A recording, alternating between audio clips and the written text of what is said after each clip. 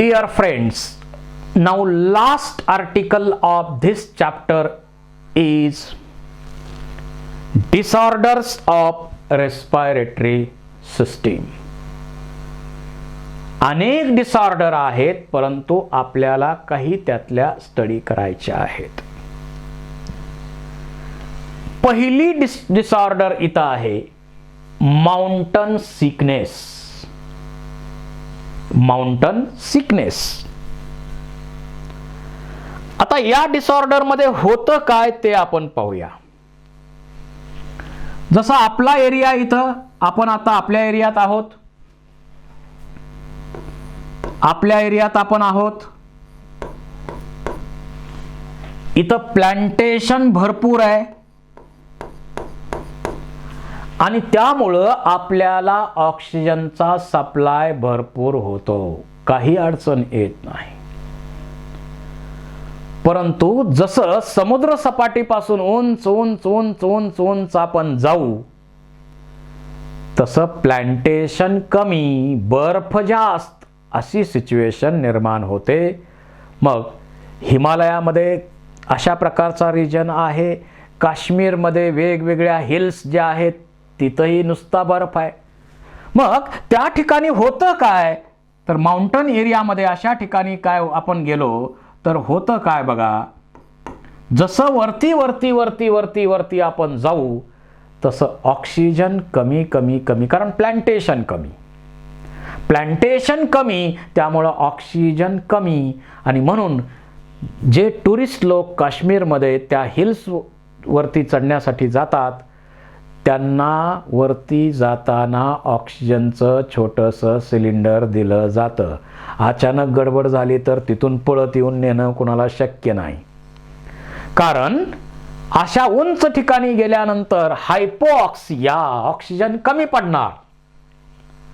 आणि जर कमी पडला तर त्यामुळं मग त्याच्यामध्ये breathlessness, nausea, vomiting, muscular weakness, mental fatigue, अशा प्रकारची सिच्युएशन त्यामध्ये निर्माण होते.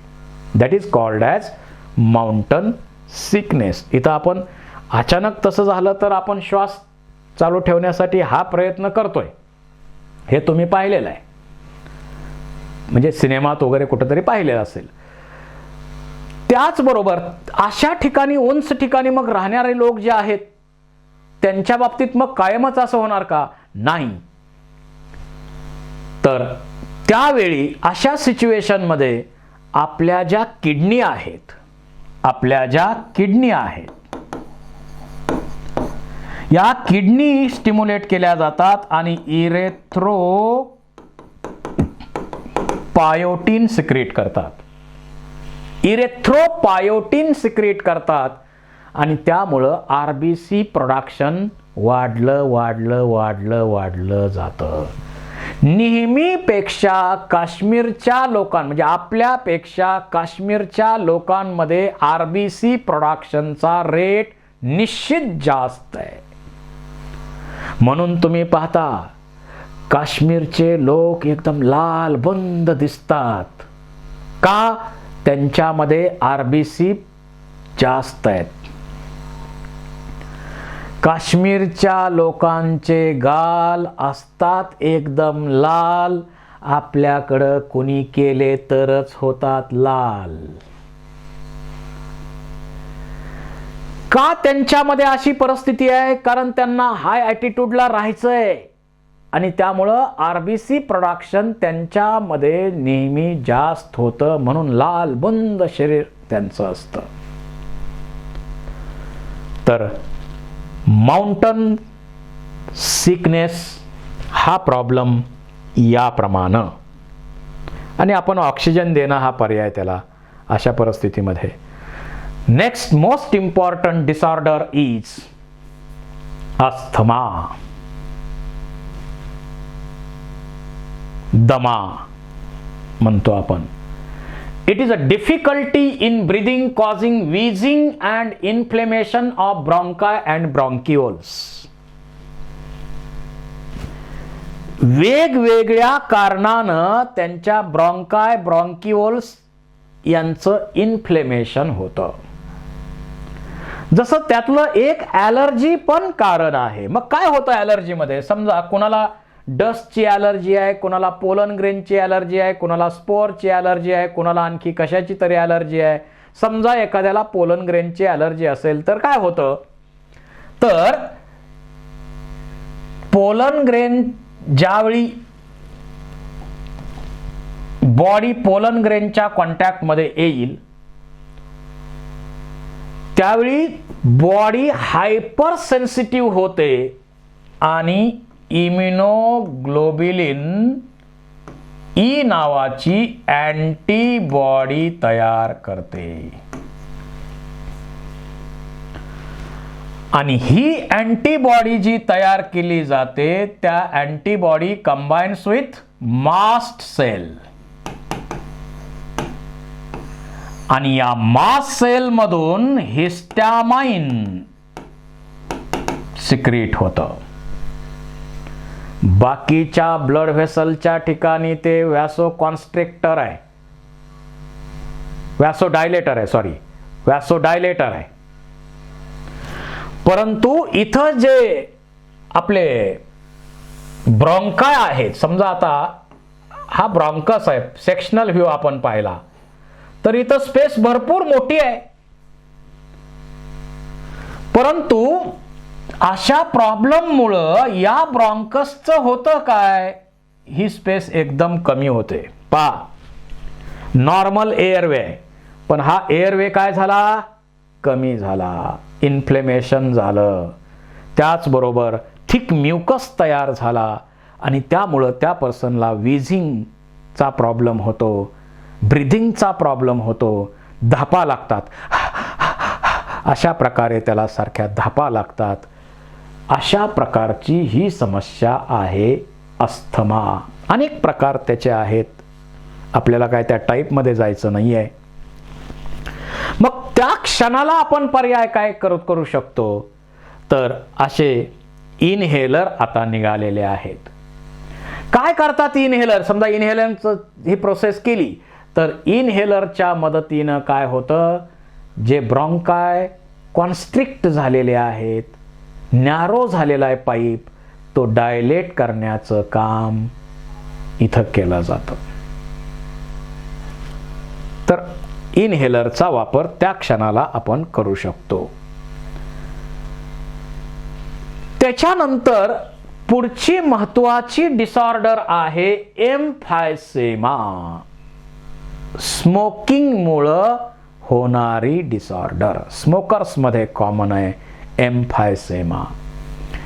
इथं जर आपण पाहिलं तर हे अल्वेओलाय दिसत आहेत, अल्वेओलाय त्यांचं लाइनिंग दिसतंय हेल्दी. आणि इथं बघा लाइनिंग काय झालंय? मेम्ब्रेन जे अल्वेओलसचं मेम्ब्रेन आहे ते ब्रेक झालंय, थिक झालंय आणि त्यामुळं एक्सचेंज ऑफ गॅसेसचा सरफेस एरिया कमी होतो आणि एक्सचेंज ऑफ गॅसेसच्या प्रोसेसवरती परिणाम होतो. इथं जो फोटोग्राफ दाखवलाय या सिगारेट स्मोक, इथं तर लंग दोन्ही सिगारेटनं भरलेले दाखवलेत. कारण त्या व्यक्तीला वाटतं मी एक सिगारेट ओढतोय, परंतु अशा अनेक ओढत ओढत ओढत अशीच सिच्युएशन झालेली असते आणि त्याचे लंग्स अशा प्रकारे हे डॅमेज होत आहेत. एम्फायसेमा स्मोकिंग करणाऱ्या लोकांमध्ये कॉमन असणारी डिसऑर्डर. इथं जर आपण फोटोग्राफ पाहिला तर नॉर्मल हेल्दी लंग्स कसे आहेत पहा आणि या स्मोकर्स मध्ये अनहेल्दी लंग्स कसे दिसतात ते पण पहा. तर सरफेस एरिया डिक्रीज करणारी ही डिसऑर्डर म्हणजे एम्फायसेमा. त्यानंतर इथं बेंड्स नावाचा एक प्रॉब्लेम आहे. पाण्यामध्ये खोल समुद्राच्या पाण्यामध्ये खोल जातात की नाही रिसर्च साठी लोक. तर जसं जसं समुद्राच्या पाण्यामध्ये आपण खोल जाऊ तसं पाण्याचं प्रेशर बॉडीवर वाढतं आणि खोल जाऊ तसा नायट्रोजन डिफ्यूज होतो.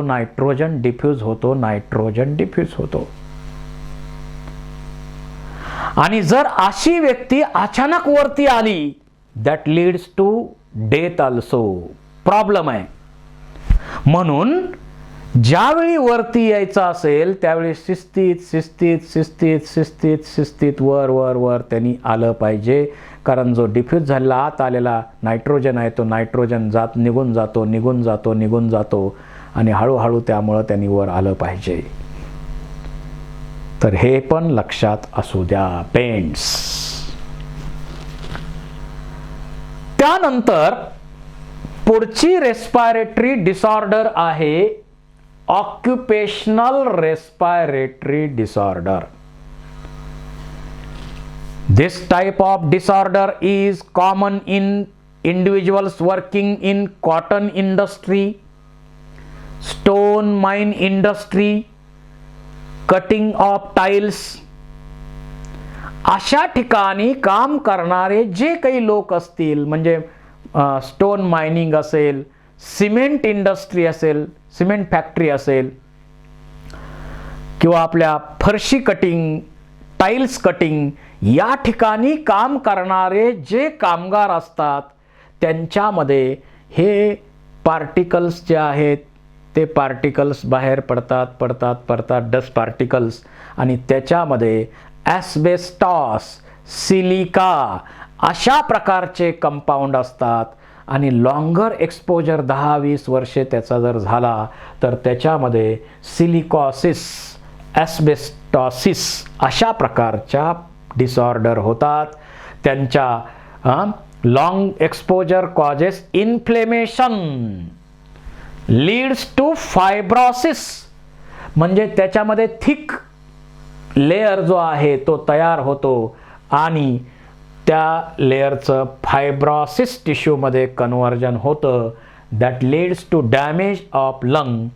आणि मग असे जे इंडस्ट्रीमध्ये काम करणारे वर्कर्स आहेत त्यांनी असा प्रॉब्लेम फेस म्हणजे करायची गरज भासू नये म्हणून त्यांनी मास्कचा वापर केला पाहिजे. आता आपण मास्कचा वापर अनेक कारणासाठी करायला लागलोय, हा भाग सोडा, परंतु त्या लोकांसाठी प्रोटेक्टिव्ह मास्क आवश्यक असणं गरजेचं आहे. त्याबरोबर CO2 म्हणजे कार्बन मोनॉक्साईड पॉयझनिंग. आपलं हिमोग्लोबिन काय कॅरी करतं? मोठ्या प्रमाणावर ऑक्सिजन आणि थोड्याफार प्रमाणात कार्बन डायऑक्साईड. परंतु हे हिमोग्लोबिन, या हिमोग्लोबिनला जर कार्बन मोनॉक्साईड भेटलं तर कार्बन मोनॉक्साईड बद्दल त्याची अफिनिटी किती आहे? नेहमीपेक्षा जास्त, 250 पटीनं अफिनिटी जास्त आहे. आणि मग त्यामुळं ऑक्सिजन कॅरिंग कॅपॅसिटी ब्लडची कमी होते. That leads to starvation of tissue. त्यामुळं मग अस्फॅक्सिया, ॲनॉक्सिया आणि सिव्हिअर केसेसमध्ये डेथ सुद्धा होऊ शकतो. आता हे जे कार्बन मोनॉक्साईड आहे, आपल्याकडं फॉसिल फ्युएलचा वापर आपण करतोय त्यामुळं मोठ्या प्रमाणात, किंवा काय ठिकाणी बघा, काही ऑटो रिक्षा किंवा काही लोक जे आपण पाहतो काही मोटरसायकलमध्ये केरोसिन ओततात आणि केरोसिनमुळं इतका धूर, ते वाहन जर आपल्या समोरनं गेलं तर इतका धूर दिसतो, विचारायचं काम नाही. त्याच्यामध्ये कार्बन मोनॉक्साईड मोठ्या प्रमाणात बाहेर पडतोय आणि त्यामुळं होणार कार्बन मोनॉक्साईड पॉयझनिंग. आणि अशा व्यक्तीला मग आपण ऑक्सिजन कार्बन डायऑक्साईडचं मिक्सचर देणं हा त्यातला पर्याय आहे.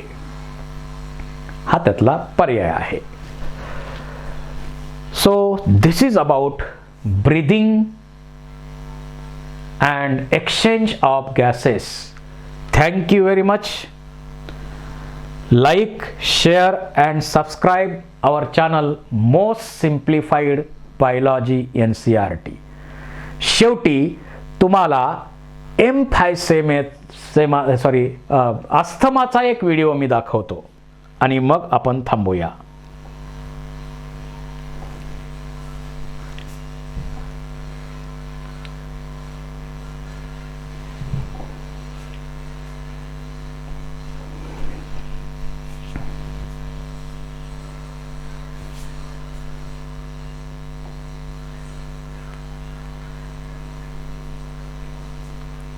Asthma is a lung disease that inflames and narrows your airways. Normally, as you inhale, air moves freely through your trachea or windpipe, then through large tubes called bronchi, smaller tubes called bronchioles, and finally into tiny sacs called alveoli. Small blood vessels called capillaries surround your alveoli. Oxygen from the air you breathe passes into your capillaries. Then carbon dioxide from your body. Alveoli आणि blood याच्यामध्ये exchange of गॅसेसची process अशी होते. Get rid of it when you exhale. Your bronchioles expand when the air is warm, moist, and free of irritants and allergy-causing substances called allergens. When air is cold or dry or contains irritants or allergens, your bronchioles contract. ॲलर्जिन्समुळे ब्रॉन्कस काय व्हायला लागलाय, thick mucus तयार व्हायला लागला आणि contract व्हायला लागलाय, narrow झाला, इन्फ्लेम झाला.